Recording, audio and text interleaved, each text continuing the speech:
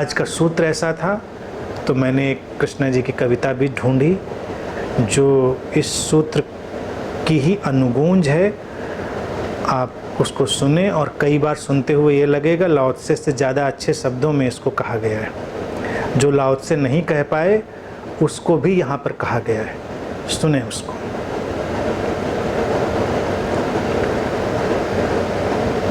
कभी कभी यूं ही अपनी धरती पर बैठे बैठे, कभी कभी यूं ही अपनी धरती पर बैठे बैठे अपने अंबर के नीले पट को खींचा है, अपने अंबर के नीले पट को खींचा है। आते जाते मन की गलियों से मैंने, आते जाते मन की गलियों से मैंने भीतर के अपने खालीपन को सींचा है। आते जाते मन की गलियों से मैंने भीतर के अपने खालीपन को सींचा है। अपनी धरती पर बैठे बैठे अपने अंबर के नीले पट को खींचा है। हर घाटी और शिखर से, हर घाटी और शिखर से गुजर कर देखा है, ना कुछ ऊंचा है ना कुछ नीचा है। हर घाटी और शिखर से गुजर कर देखा है, ना कुछ ऊंचा है ना कुछ नीचा है। सबने सबको अपने दामन में भींचा है, सबने सबको अपने दामन में भींचा है। यूं तो जीवन में दीवारें ही दीवारें हैं, यूं तो जीवन में दीवारें ही दीवारें हैं, लेकिन गौर से देखो तो हर दीवार यहाँ एक दरीचा है। यूं तो जीवन में दीवारें ही दीवारें हैं, लेकिन गौर से देखो तो हर दीवार यहाँ एक दरीचा है। सबके अपने अपने रेगिस्तानों में अपना, सबके अपने अपने रेगिस्तानों में अपना अपना एक बगीचा है। इस सब को वो ही देख सका है, इस सब को वो ही देख सका है, इस सब को वो ही जिसने अपने खालीपन को सींचा है। अपनी धरती पर बैठे बैठे अपने अंबर के नीले पट को खींचा है। ना कुछ ऊंचा है ना कुछ नीचा है, सबने सबको अपने दामन में भींचा है। अब ये कविता जब मैंने आज सुनी तो मैं आपको ईमानदारी से बताऊं, मुझे लगा कि मैं इसी पर क्यों ना बोल दूं, क्योंकि लाओ त्से के सूत्र से कुछ बातें इसमें ज़्यादा गहरी और प्रीतिकर हो गई। लाओ त्से के सूत्र में भी जो बातें नहीं आ पाई वो इस कविता में थी। ये इतना गहरी बात अपने में समेटे हुए कविता थी। तो पहले ये मेरे अंदर विचार है, मैंने कहा फिर लाओ त्से को बुरा लगेगा, उनको लगेगा कि लो ताओ ते चिंग पे बोल रहे थे और बोल दिया इस पे। लेकिन आप देखें, लाओ त्से की अपनी अभिव्यक्ति है और ये एक अभिव्यक्ति है। लाओ त्से कहता है फेमिनिन मिस्ट्री की बात, लेकिन है तो पुरुष, तो उसकी अभिव्यक्ति भी कहीं ना कहीं मैस्कुलिन बनती जाती। आज के सूत्र में थोड़ी मैस्कुलिनिटी है, लेकिन इस कविता में बात वही कही गई है, लेकिन वो स्त्रैणता है, वो फेमिनिन मिस्ट्री है, वो स्त्रैण रहस्य है। सारे शब्द आप देखें तो उसमें एक अनुगूंज दिखाई देगी जो लाओ त्से के सूत्र में ही है, लेकिन उससे भी कहीं आगे। कभी कभी यूं ही बैठे बैठे, यानी कि ये भी एक विश्राम है। कोई काम नहीं था, कोई टास्क नहीं होता है कि हम कुछ करने निकलेंगे और फिर उसमें हम कोई बात करेंगे। तो इसमें जो ये लिखा कि कभी कभी यूं ही बैठे बैठे अपनी धरती पर बैठे बैठे अपने अंबर के नीले पट को खींचा है। तो जब तुम विश्राम में हो तो ध्यान है विश्राम, ध्यान है यूं ही हो जाना। ध्यान ये नहीं है कि कुछ करना, कुछ अभियान चलाना, ध्यान है यूं ही बैठना बस विश्राम में, न कोई उद्देश्य, न कोई चाह, न कोई चिंता, न कोई मंजिल। बिल्कुल, लाओ त्से भी बहुत सुनकर प्रसन्न हुए होते, और हो सकता है अपने चैप्टर में इसको उन्होंने ऐड कर लिया होता है, इस कविता को।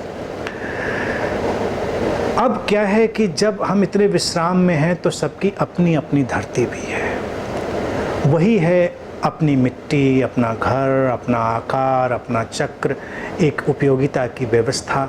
तो अपनी धरती पर बैठे बैठे अपने अंबर के नीले पट को खींचा है। ये जो भीतर का आकाश है, उसका जो नीला किनारा है, उसका जो छोर है असीम सा, उसको खींचा है, यानी कि उसको हमने जिया है। अंबर के नीले पट को खींचा है, उसको जिया है। धरती और आकाश एक दूसरे से अलग नहीं है।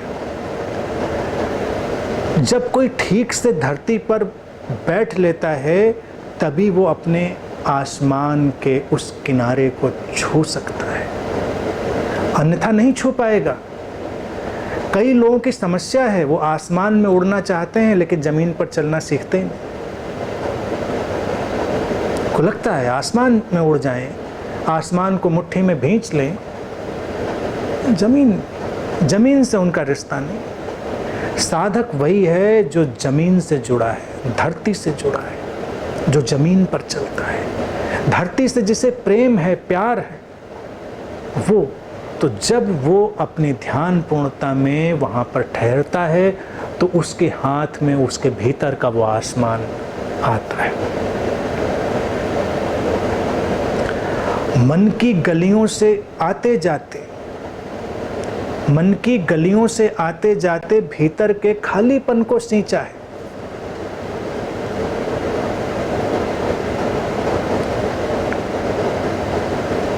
मन एक सुंदर व्यवस्था है, यंत्र है, लेकिन बहुत ही उलझाव से भरा हुआ। जाने कितने लोग मन की गलियों में खो जाते हैं। मन इतना उपयोगी है, लेकिन उसकी उपयोगिता ही कई लोगों को कंज्यूम कर लेती है, क्योंकि उसका रहस्य इतना बड़ा है। क्योंकि मन तुमको सपने देता है, कल्पनाएं देता है, इल्यूजन्स देता है, भराव देता है, बहुत कुछ देता है। मन ज्ञान देता है, अज्ञान से पार जाने के सहारे देता है। तो लोगों को प्रलोभन पकड़ता है कि इस मन को पकड़ लें। तो अक्सर ये होता है कि खालीपन की बातें, अमन की बातें भी मन की ही बातें हो जाती हैं। और इसमें जो बहुत ही कोमल भावना है कि मन की गलियों से आते, छोड़ा नहीं है मन को। कई लोग सोचते हैं मन के पार जाएंगे तो अमन में जाएंगे, तो कुछ लोग मन को मिटाने में लगे हैं, कुछ मन से लड़ाई लड़ रहे हैं। और यहाँ शब्द है कि हम जा रहे हैं बस ऐसे ही, जैसे हम विचरण करते हैं प्रेम पूर्वक, और आते जाते काम क्या किया है, गलियों में नहीं उलझे हैं, गलियों का केवल उपयोग किया। जैसे लाओ त्से ने कहा उपयोगिता, आज उसके शब्दों को याद रखें, हर बात उसने उपयोगिता की करी है। तो मन की गलियों का उपयोग है कहीं से कहीं जाने में, और ध्यान रखा है अपने भीतर के खालीपन का, अपनी चेतना का, शून्य का, अपने भीतर के आकाश को, उसको विस्मृत नहीं किया है, मन का उपयोग किया है। गलियों से आए हैं, गए हैं, कहा है, सुना है, अभिव्यक्त किया है, जिया है, जाना है, लेकिन कभी भी विस्मृत नहीं किया है भीतर के उस खालीपन को। वही है उसको सींचना। ये जीवन शैली ही ताओ की जीवन शैली है।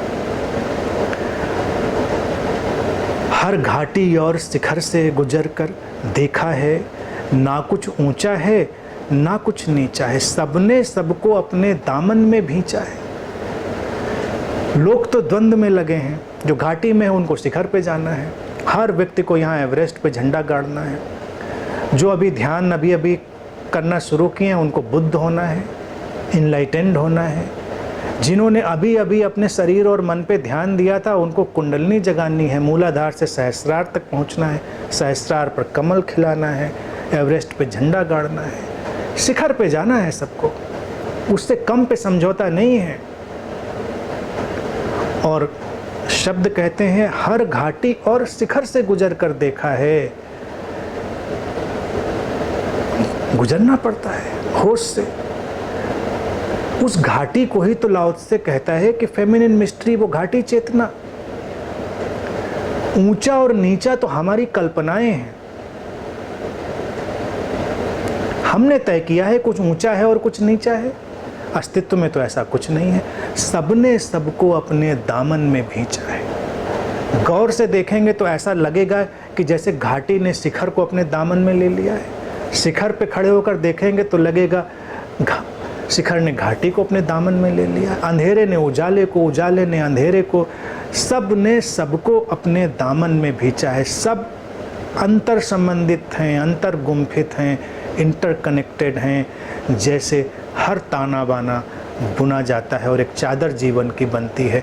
तो जब जीवन की चादर को देखें तो यही तो दिखेगा, हर धागे ने हर धागे को गले लगाया हुआ है। ऊंचा नीचा कहाँ, छोटा बड़ा कहाँ, यहाँ कुछ भी कम और ज़्यादा कहाँ। सबने सबको संभाला हुआ है, सब सबसे संभला है। कौन जानता है यहाँ ऊंचा और नीचा क्या, कौन छोटा और कौन बड़ा, सब कुछ तो संभला हुआ है। सब कुछ से कोई महात्मा नहीं तो कोई हीनात्मा नहीं। हमने तय किए हैं सब ये पैमाने, लेकिन अस्तित्व ने नहीं। अस्तित्व तो विराटता है, सीमाहीन, वही तो अद्वैत है। और ये बात और भी खूबसूरत, घर तो बना लिया, लाओ त्से ने कहा खिड़की दरवाज़ों का अपना ख्याल रखें, लेकिन फिर भी घर बनाकर लोग मुश्किल में पड़ जाते हैं। घर के साथ साथ दीवारों से जेलें भी तो बनती हैं। यूं तो जीवन में दीवारें ही दीवारें हैं, लेकिन गौर से देखो तो हर दीवार यहाँ एक दरीचा है, हर दीवार एक झरोखा है, दरीचा है, वातायन है, उसमें एक बाहर जाने का रास्ता है। जीवन में जो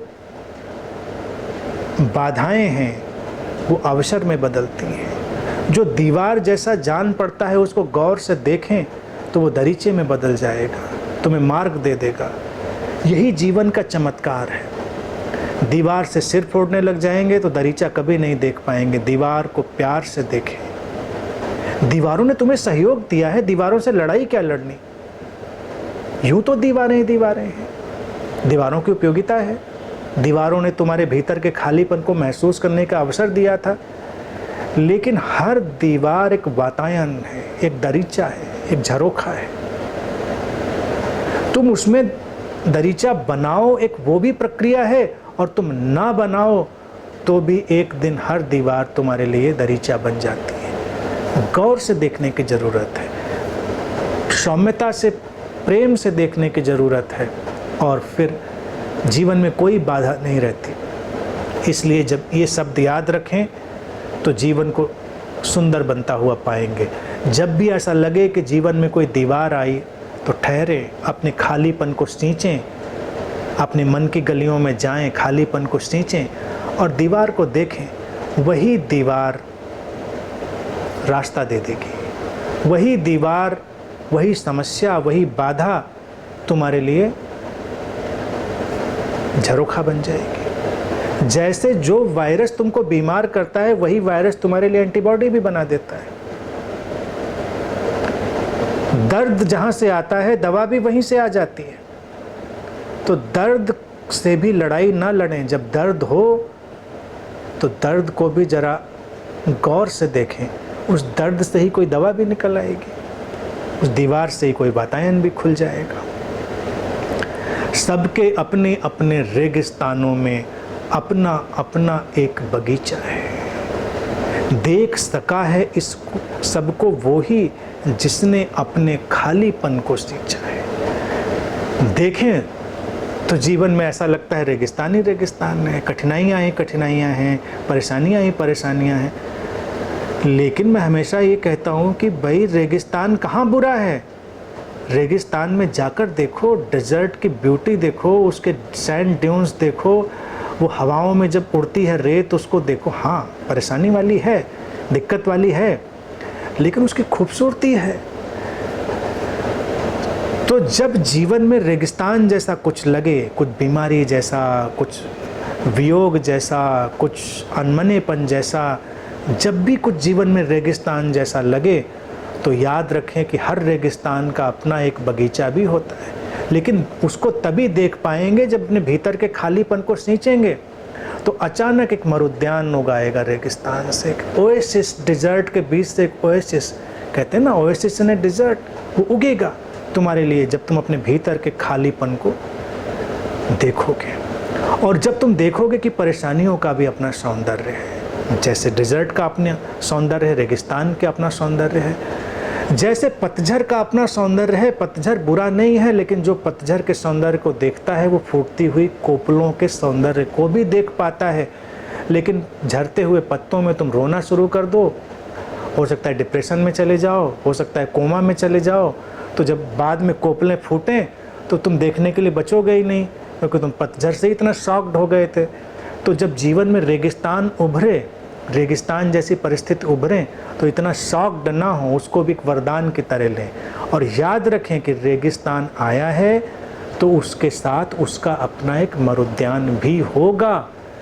और रेगिस्तान में मरुद्यान का मिलना कितना सुंदर होता है। बगीचों में बगीचों का मिलना उतना सुंदर कहाँ है, बगीचे ही बगीचे थे जहाँ उम्मीद ही नहीं थी हरियाली की, और वहाँ हरितिमा मिल जाए, उससे खूबसूरत कुछ नहीं होता। जीवन में जहाँ कोई रास्ता नज़र ना आता हो और कोई रास्ता नज़र आ जाए, उससे खूबसूरत कुछ नहीं होता। लेकिन हर रास्ता जहाँ बंद होता है, हर दीवार जहाँ खड़ी हो जाती है, एक रास्ता होता है। हर रेगिस्तान में एक बगीचा होता है, हर दीवार में एक दरीचा होता है। गौर से देखें, और देखने का एक ही फार्मूला है, एक ही सूत्र है, अपने भीतर के खालीपन को सींचें, कुछ ना करें। परेशानी आए, आँख बंद करके बैठ जाएं, डूब जाएं अपने भीतर के खालीपन में, अहोभाव से, ग्रेटिट्यूड से स्वीकार कर लें जैसा है जीवन। तो ये है। तो आज की कविता तो एक्चुअल में सचमुच में इतनी सुंदर थी कि मैं लाओत्से के सूत्र से ज़्यादा इस पे बोल सकता था, लेकिन अब इसको विराम देते हैं। आज के लिए इतनी ही बात। आप लोग प्रसन्न रहें और अपने भीतर के खालीपन को सींचते रहें। कभी भी किसी भी दीवार, रेगिस्तान से घबराएं नहीं। हमेशा ध्यान रखें, मिलेगा कोई दरीचा, मिलेगा कोई बगीचा, मिलेगी कोई राह। इसी तरह चलते रहें, ठीक है।